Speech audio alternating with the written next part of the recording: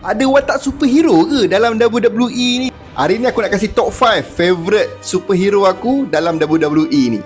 Nak tahu siapa? Follow lu, makan share je.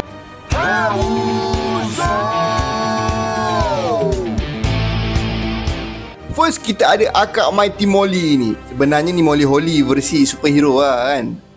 Tukar karakter. Partner kepada The Hurricane. Yang paling best, dia punya gear ni siap ada cape pun boleh macam. And then pernah memenangi Women Championship. Lepas tu kita ada Rose, yang ramai mengatakan mukanya macam Roman Reigns. Rose ni partner dengan The Hurricane dengan gimmick dan tagline superhero in training. Tapi sebenarnya ada maksud tersirat tu daripada superhero in training tu.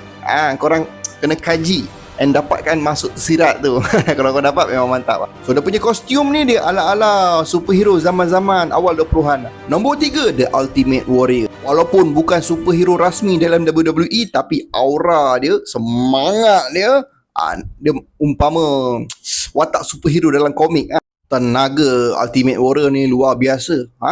Hampir-hampir nak menjatuhkan orang kata Hulk Hogan punya era, tapi tak boleh nak buat apa. Hulk Hogan lagi power lah. Dia punya mic skill, dia punya ring skill dia memang tak boleh lawan dengan Hulk Hogan. Salah satu trademark dia punya face paint tu lah. Kadang-kadang color-color lain, meriah sikit lah, meriah. So ni ikonik zaman-zaman 80-an 90-an, atuk-atuk kita dulu. Memang kau tanya Ultimate Warrior kenal tak? Tantang atuk korang tu dulu pernah conteng muka nak tiru Ultimate Warrior ni. Lepas tu kita ada Nikki Ash. Ash tu bermaksud almost a superhero. Kostum gabungan dua color, biru dan juga kuning keemasan. Lepas tu ada gambar-gambar butterfly sikit. Siap ada topeng lagi tu. Yang pasti dia pernah menang Raw Women Champion. Nikki Ash ni gimmick dia memang positif dan orang kata mesra kanak-kanak lah. Untuk karakter ni, karakter sekarang ni dah tak mesra kanak-kanak. Kau tahu tak Nikki Ash ni siapa sekarang? Tu Nikki Cross tu. Budak YS6 tu. Pontianak kecil tu. Dia lah tu. Dulu baik mungkin disakitkan kan. Masa jadi superhero disakiti, jadilah orang jahat. Nombor 1 tak lain tak bukan The Hurricane. Yang pernah juga lawan dengan kita punya wrestler Shao Kahn. Gimmick superhero yang kelakor-kelakor.